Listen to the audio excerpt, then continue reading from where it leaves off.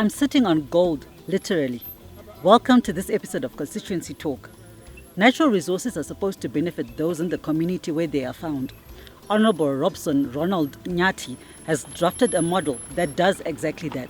Let's hear from him how this model works. Around 2012, we started this model when we said it is called Shurugwi Small Scale Miners Association, where we were looking at the plight of our people in Shurugwi and also realizing that the challenges that our young people are facing in terms of unemployment. So we talked to the youth officers and we also talked to our councillors throughout Shurugwi to fill in some forms so that they can be employed in mining. But that project did not quite move on quite fine. So that model, we kept on modifying it. But the moment that I went into office and the moment that we were given these claims, we then decided to do what we call Shurugwi Development Trust. Honorable Nyathi, together with the people of Shurugwi North constituency, then decided to come up with a body that will oversee the development of Shurugwi and making sure that the natural resources are mined sustainably and benefit the people of Shurugwi. Shurugwi Development Trust iboka revanhu rakagara pasi rikaona zvakakodzera kuti muShurugwi sezvo muchiwanikwa zviwanikwa zvakawanda kusanganisira gold, platinum, asi isu takanyanya kurerekera kugold. Takaona kuti pave neboka revanhu munoziva kuti mabasa ari kunetsa, saka kunetsa kuita mabasa takaona kuti vanhu vakaungana kwatakaitwa chirongwa ichocho kuti vanhu vaungane panzvimbo imwe chete vachishanda vagone kushandira mhuri dzavo, vagone kuriritira kuti muno muZimbabwe tinonyanya kurarama nema-extended families. Saka nama-extended families kana vanhu ivava vanokwanisa kunobatsira futi nevari kumamisha. Over 5,000 people are benefiting from the project initiated by the legislator, and this has pushed down the crime rate in the town. Project ino yeShurugwi Development Trust yekumaina kuLulu 2 ne41 nekuWandara side yaunza employment creation inoita amount to 5,000 people vari kubenefita from this project. Tasanganisa the whole project as a whole. Kana chiti 5,000 tikurevera vari kubva pamining nevanoofama services, mechanics netransport nevanoprovida water. And also project payakatanga crime rate yakabva yadzikira. Zvakabatsira zvikuru because mayouth edu vakanga vane chokuita, they are always busy. Even upenyu hwavo chaihwo hwavandudzika. Vamwe mayouth vakatanga kutenga vane mota vakufamba nemota dzavo, vamwe vane dzimba dzavo, vamwe vakapena mabusinesses. Anotooneka kuti upenyu hwachinja. Upenyu hwevanhu vazhinji chaiwo hwachinja, especially tine vamwe vanga vasingakwanisi kubhadhara fees dzevana vavo. Vari kutouyawo vachitaura vachiti MP makatibetsera, programu yenyu yaita kuti vana vedu vaende kuchikoro. Vari kutoti kushanda kwatati tichitoita hakutonyanyi kubhadhara pakuzviitira. Neexample ndofunga even mumanagement medu abudirirawo chaizvo, anototaura kuti chirongwa chaMP ndandisina imba ndiri munhu anolodge anogara mukomboni, kuzvino ndatotengawo imba kuna Nagweru uko ndatovewo landlord. Saka even mamaiwo vamwewo vanenge vari chirikadzi vachichengeta nherera vari kukwanisawo kuindisa nherera dziya kuchikoro vasinganokumbiri, vasingacomplain kuna anyone. The project has empowered over 1,000 miners, and from time to time, meetings are held to educate the miners on various matters such as environment protection, health, and this has united the people of Shurugwi North. We want to thank the Honorable Nyathi for this project, and iri kubenefita vanhu more than 1,000 plus vanongori pano apa chete, vakadzi navarume. Tinoda kuvatenda futi nekuuyisa vanhu vakaita sevekuhealth. Tine ema inosvika panapa tichidzidzisiwa time to time. Ndofunga pa every quarter tinotoita meeting inounganidza munhu wese vachidzidzisiwa. Veema vanouya, chiremba vanouya panapa, vepolice vana dispo vanouya vachiinterpreta mitemo yavo vachisa muvanhu. Saka iko zvino zvakatoita kuti zvivandudzike zvinhu zvedu. Panapa kana takapatarira munoziva zvakaoma kumanager vanhu vanosvika 1,000, but hapana kana noise inoitika panapa. Vanhu vacho zvakatoita kuti Shurugwi Development Trust yakacreate a platform whereby panotoita zvokuti vanhu vese vakwanisa vakukwanisa kuita zvinhu zvavo pasina musindo vatova neunit.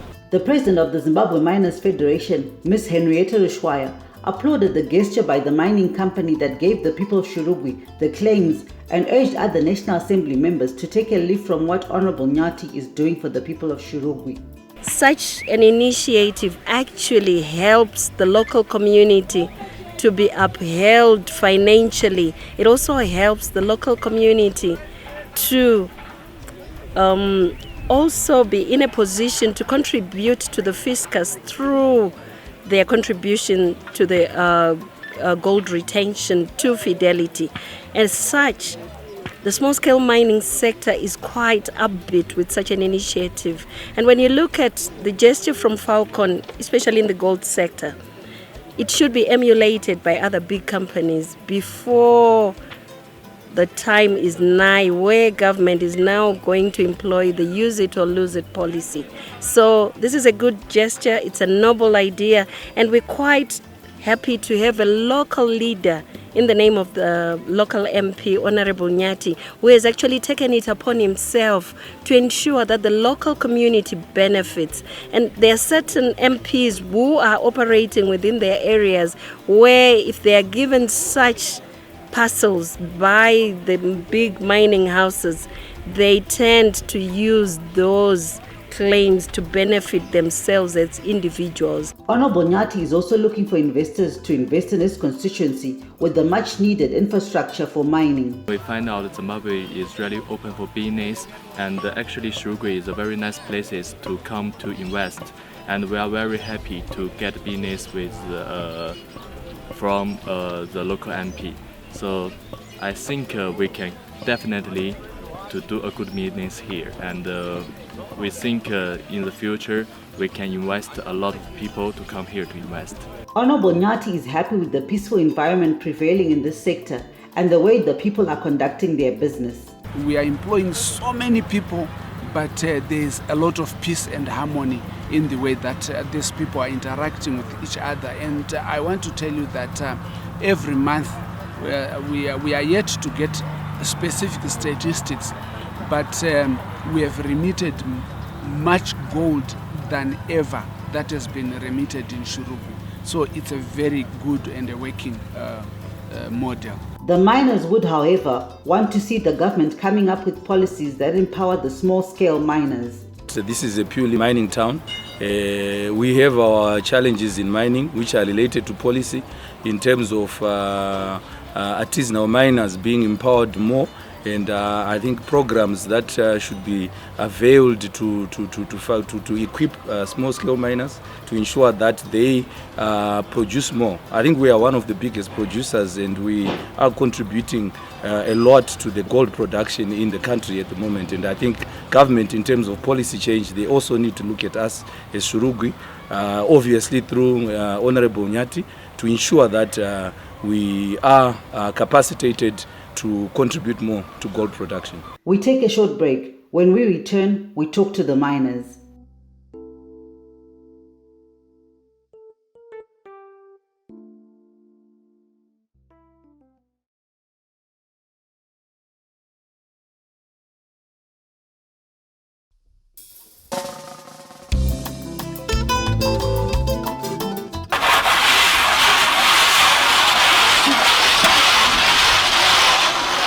Shurugwi is endowed with a number of minerals, including gold. We are here in the second segment to explore mining in Shurugwi. The people of Shurugwi North are happy that they are now able to utilize the mineral wealth in their constituency, and they are also happy that their lifestyles have changed. Shurugwi Development Trust kuya yakaita yakashandira upenyu hwangu. Vana vangu vambosvika manguva yekuti vaishayiwa mari yekuti vaende kuchikoro, asi ko zvino izvi havasina dambudziko iroro. Ndiri kunoku ndotumidzira mari in advance zvokuti vana vangu kuchikoro havachadzingwa. Uyezve upenyu hwangu hwachinja, ndakakwanisawo kuvakisawo imba yandashira mukati meupenyu hwangu, zvokuti izvezvi ndotarisira kuti panguva diki dikiwo ndogona kuenda nechifambiso noda kuShurugwi Development Trust. Ndoda kutenda Vanyathi nokuti vakakwanisa kuti tikatarisa pane nzvimbo dzakafanana kuna Gokwe, kuna Bhinga, kuna nani, kune Nzara, vanhu vose vauti kusangana navo munomu tichishanda navo, zvokuti vakwanisa kusumudzira upenyu hwavanhu hwakawanda. Inini nevanhu vandoshanda navo taimprova paupenyu hwedu zvokuti tiri kutarisira kuti kupera kwegore rine zvinhu zvikaramba zvakadai so upenyu hwedu hunenge hwava pane imwe level ndasingakwanisi kuti ndizviite panguva yese asi nenguva diki diki yandashanda munomu ndakwanisa kuachivha zvinhu zvakawanda wanda. Ndaona shanduko inoshamisa zvikuru kubva zvatatanga kuchera kuposi panapa. Upenyu hwedu hwachinja, tave nemabasa tiri kuzviitira sekuda kunoita Zimbabwe kuti tinofanirwa kunge tiri vanhu vanozviitira. The youth have found employment and have managed to achieve their dreams through the mining activities. Upenyu wangu wachinja bozi apa ndizokuti haiko zvino manje zvanaka manje. MP big up Hon R R Nyathi. Tinovati Shurugwi Development Trust yakatigadzirira zvemagasti ikati kutotsvaga mari dzemasti waize saka Shurugwi Development Trust inini as an artist yakandipa mukana wekuti I can shoot my expensive videos waize just because ndinoona access yekuti ndenge ndawana mari mugomba I can record on an expensive recording studio wise just because ndenge ndawana mari paShurugwi Development Trust saka tongotenda MP Hon R R Nyathi nezvavakatiitira kuno kumayuthi. Geta yuthi ukashanda nesimba zvinoita ukatsika mafuta unosvika. Geta yuthi usabhaizwa naLucifer ukabhiliva Mwari unopinda. Geta yuthi wafi live life better uchiwana yaunoita kuno kuShurugwi Development Trust kuna Hon R R Nyathi na Mudhara Sticks na momzi vedu Mai Conroy. Yesaya big up SDT. Yeah man. Many lines of employment have been created by this venture and it is helping grow the economy of Zimbabwe. Tinotenda zvikuru neproject yakatigwa naVanyathi. Chikuru chiripo isu we are buyers here. Tisotenga gold pana.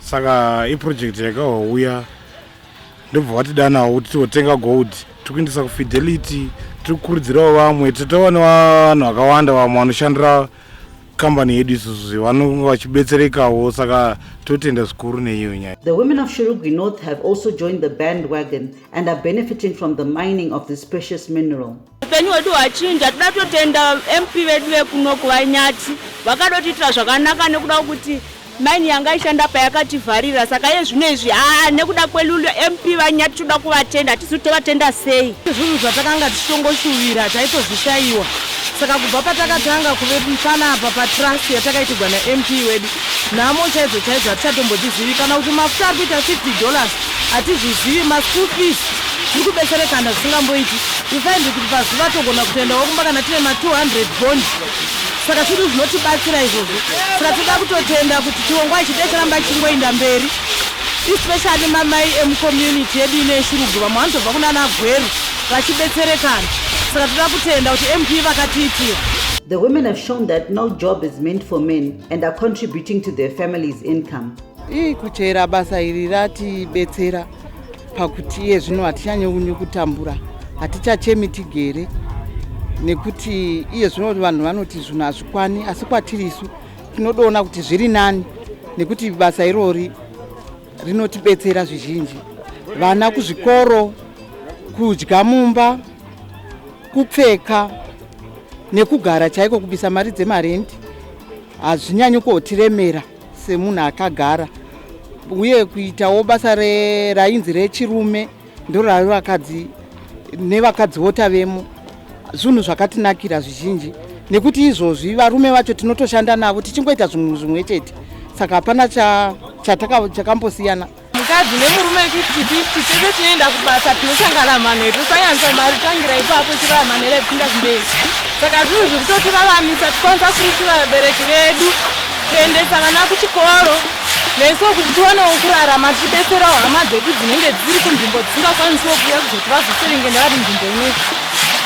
Basa iri ratiri kuita riri kutibatsira kuchengeta mhuri dzedu mudzimba kutenga chikafu kuendesa vana kuchikoro nekubhadharawo rendi zvasiyana nevanhu vanoenda kuchifambi. Every person you talk to at this vast mining venture has a positive testimony to tell. Impilo ade ngiyiphila edlulileyo ingasafana ayifanani lamanje khathesi singcono sengikwanisa ukubhadala abantwana besikolo sengikwanisa ukuthenga impuphu, sengikwanisa ukwenza konke nje engabe ngingakwenza. It's not everyone who's into mining. More jobs have been created downstream as some of the women are selling their wares to the miners. Isusu tinomirira mavhenda pakanzvimbo ineyi. Panapa zvinhu zviri kutifambira kupfurikidza nechirongwa chakaitwa naVanyati. Tiri kutengesa vakomana vachiya kuzotenga pano pamusika. Tiri kukwanisa kuchengeta vana, kuendesa vana kuchikoro, kudya chikafu kumba, tiri kuzviwana. Tiri kungorarama tichitengesa tiri pakati penzvimbo ineyi. Ini panapa totengesa ma-vegetables nema-drinks nemaheu ma-overnight atinogadzira, then tobikawo mascones nechitengeserwa vakomana. Some travel from as far as Gweru to conduct their business and sustain their families. Ini zvandiri pano upenyu hwangu huri kubatsirikana zvakanyanya. Ndakaona mukana wekuzvishandirawo ndichikwanisa kutenga mafuta though achidhura uye kukwanisa kuendesa vana vanoda kuendesawo chikoro. Uyezve zvinongonakidza nokuti ndinofamba kubva kuGweru ndichiuya kuzotengesa kuno, hakuna kana mhirishonga yandakamboona kana kurambidzwa kwekutengeswa kwevanhu. Ndinongoda kungotenda naizvozvo. We take a short break.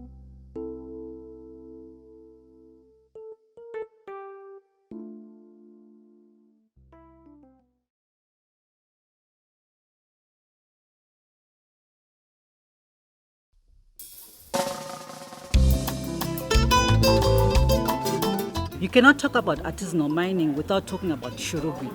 Unfortunately, it had been known as a violent area in the constituency.